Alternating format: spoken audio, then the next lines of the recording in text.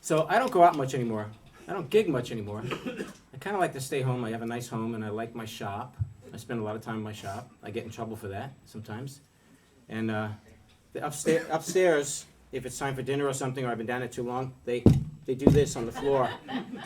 And one day they did that, and one of the guitars that was hanging on a hook fell off the hook and hit the ground. It was a solid body electric, luckily. It didn't hurt it or anything.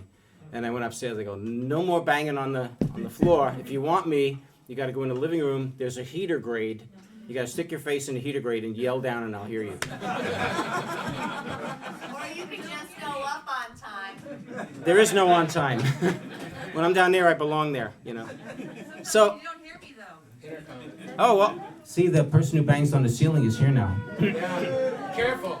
Yeah, careful. Watch what you say now. Watch what you say. He's sleeping in the backyard. Tell her twice on the pipe. Twice, yeah. I'd like to bring another David up here. I'd like to bring up Mr. David Gans with his beautiful guitar.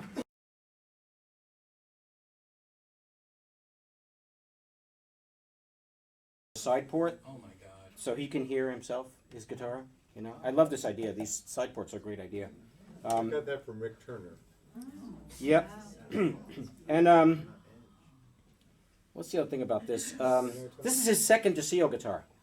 I made him one a long time ago. That was mahogany. It's cherry red. It's like taffy. It's a big piece of candy. But then he heard Shelley Doty's guitar, which is a lot like this. Piano top. You guys know what a piano top is? Nope. Okay, I better say something really quickly. It's the top of a piano. So a long time ago, I was looking at my piano sitting in the backyard under a tarp. It had sat in the rain for a winter, and I pulled the tarp off and the piano was damaged. I moved it out of storage and couldn't put the house we were in, so I put it in the backyard, thought I covered it, that was okay. The piano got damaged, 100-year-old upright piano.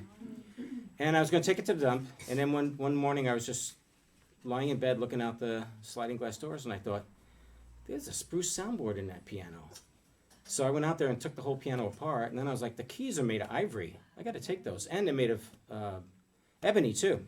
I got to take those. So I cut the soundboard out, and I made a guitar, and it sounded wonderful. So it's a 100-year-old spruce. I tend to get pianos that are from the Northeast because that's where Martin was getting their spruce tops from, too. And their Adirondack is what I found out. I've learned to look at them carefully and see what kind they are. So when I salvage an Adirondack's piano top, it's like I'm making a pre-war Martin out of it. It has a really nice sound. So he's got that on his. I'll show you a couple other ones as they come up. But again, he liked Shelley's guitar better than the first mahogany one, so he came to me and said I need to commission you to make another one. So number 2, David Gans, welcome to the stage. Yeah.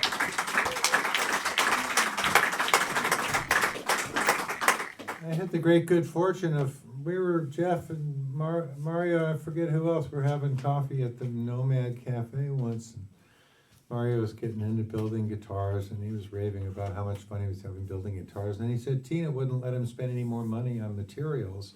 So if I bought him some wood, he'd be glad to build me a guitar. And I thought that was just a fine deal. And we went shopping for wood. And my old friend Bruce Harvey, who's a tone woods dealer from the Northwest, I contacted him. And he sent down a piece of spruce, right, Mario? Yes. Spruce for the top? 2 pieces. I still have one of them. Ah, very good. So I wound up getting this guitar for like $200 worth of materials. And it was just a wonderful thing. And I played it for a long time. And then I came to as Mario said, the night we were here for one of these Night of DeSio guitars, I played Shelley's guitar, and I suddenly realized there were specific things I wanted from a guitar. After years of saying, I just play them, I discovered that I actually had some preferences, and so I started talking with Mario about it. And when a modest little extra lump of money came my way after the publication of a book, I made a deal with him to produce this guitar. A year or so ago, my niece, Caitlin, a musician, fine musician, contacted me just asking for advice about, what's a good guitar for under $500? I need to play. I just want to play. She's got a kid. She wants to play for her kid, and she wants a guitar that eventually her son will take over. And I'm sitting here talking, I'm thinking, I'm the wrong guy to ask about what guitar to buy for any price, because I don't really geek out on this stuff at all. But I'm sitting there looking at the red guitar and I'm thinking, well, I've got a new Mario that I really love and I don't really need that one. So I gave it to my niece, Caitlin, who is playing it and singing for her son, Kieran, who will inherit the guitar. And so I called Mario and said, you've created at least one heirloom, my friend. And I'm just thrilled that it was, I mean, it's a beautiful guitar, and on a certain level I miss it, but I'm really, really thrilled that it's staying in my family. My brilliant niece and her wonderful kid are going to enjoy that guitar for generations to come.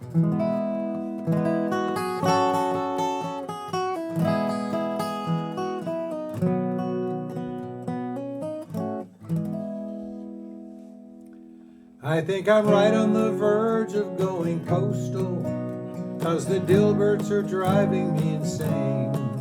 There's such a lack of enjoyment in my place of employment.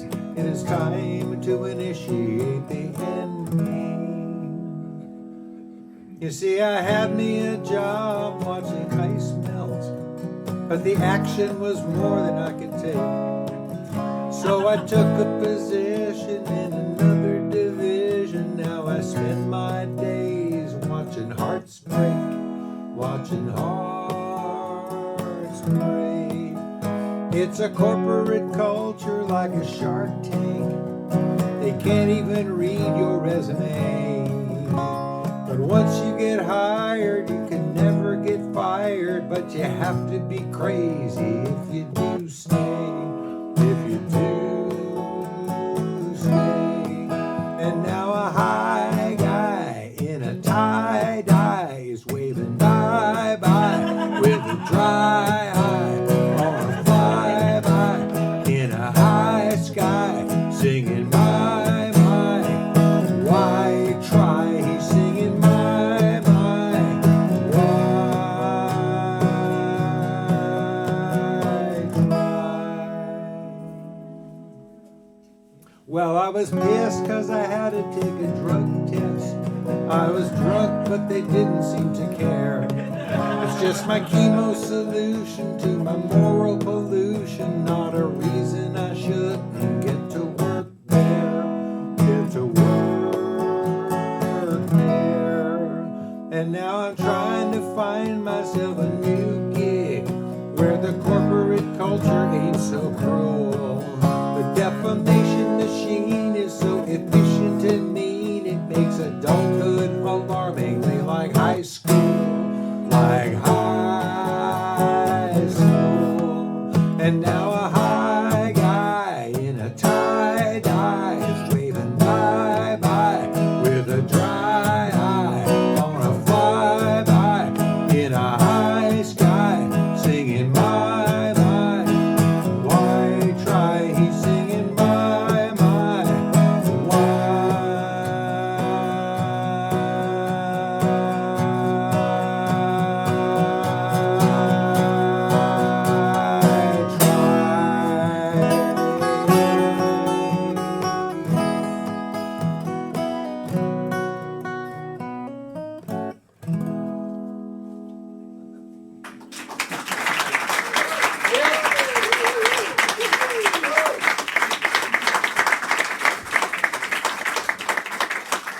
You want it? No, you can take it. Okay, I already, good. already talked about it enough. I Okay, think good. enough.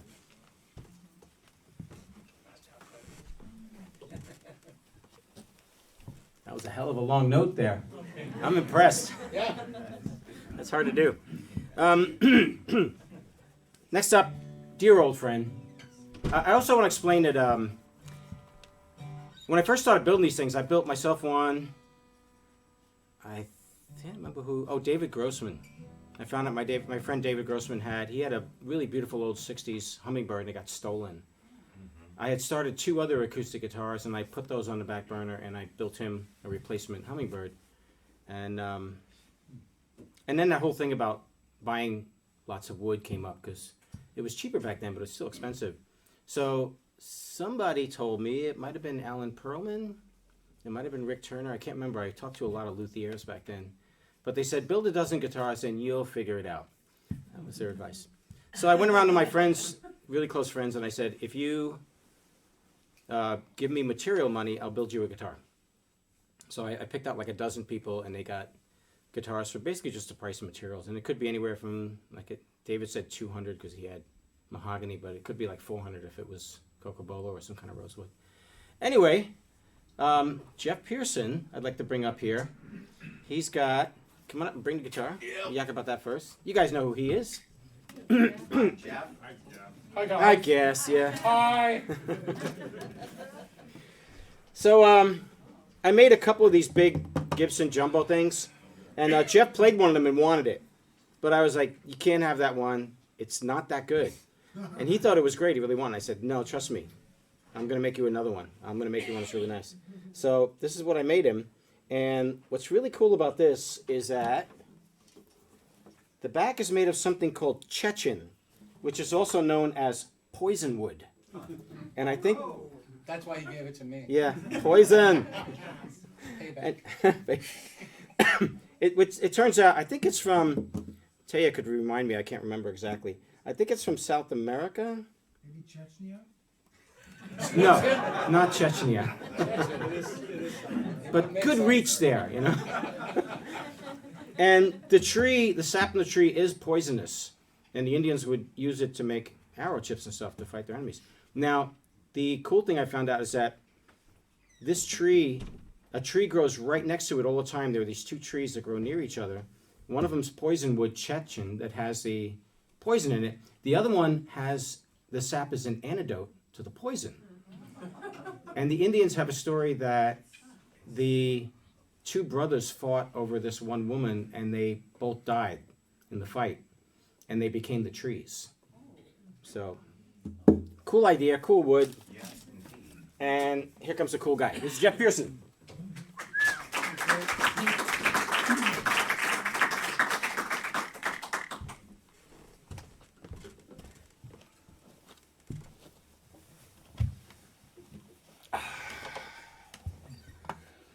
Okay, let's hope I remember this thing.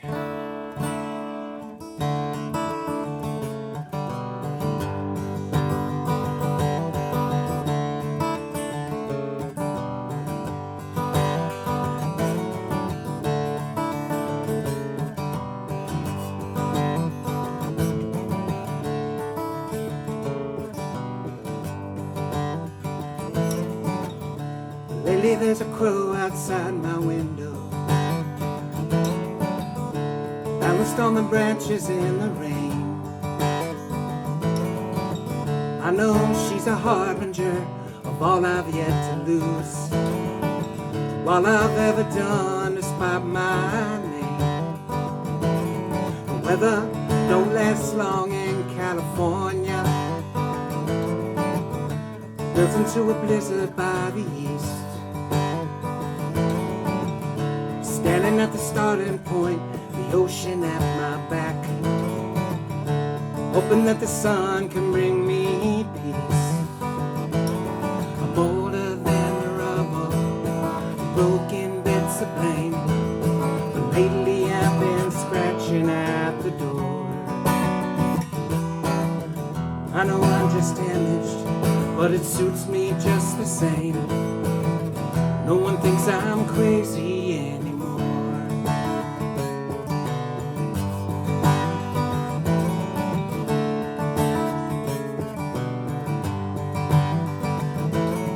Dusted up that path laid out before me, broken through the bindings to the past.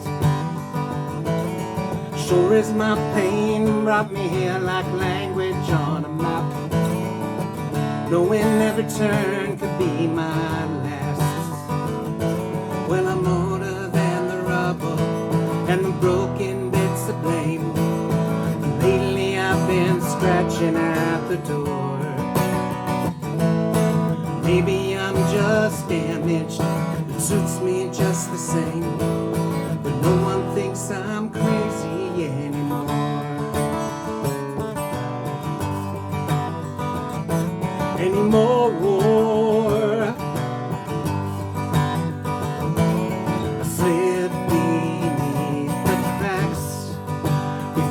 my strength was gone. But I'm not going back. But I keep holding on. Oh, oh, oh.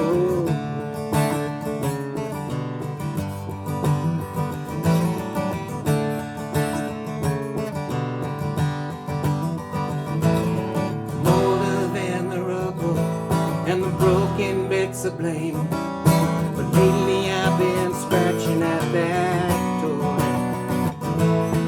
Maybe I'm just damaged, well it suits me just the same. No one thinks I'm crazy anymore.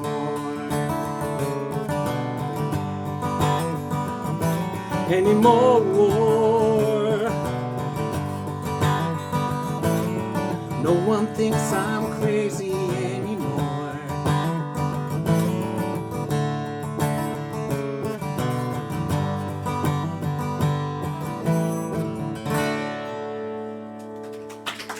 Thank you. Thanks a lot, guys.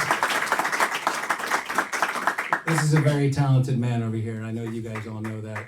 And it's an honor to have this guitar. It really is. I think a lot of us here have been friends with Mario a long time. I can say it's been over 30 years. Yeah. And I love this guitar. I love that Mario made it. It makes it that much more special to me. And then just one more thought, one quick plug. I know a lot of us are upset that Cross died. I don't know, my wife Sarah has a podcast, and I got David to be on the podcast to talk about cannabis because he's a big user of it. And it's one of the last interviews he did, and it's coming out tomorrow. So if any of you are interested, it'll be up on the Planted with Sarah Payan Facebook page, and you can find it on Apple and all the usual places. So if you're interested in hearing David, he even talks about being afraid of dying, so it's really kind of a moving interview. Anyway, have a great night. Thanks, Mario.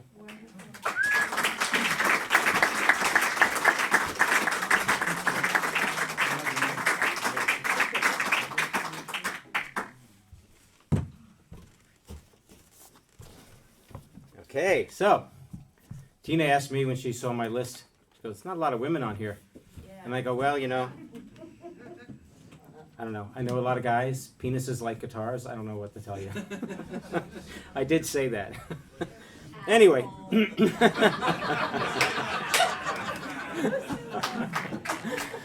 Don't make me cover one of your songs right now. Moving back into the polite society, I'd like to bring up Maggie Forte next.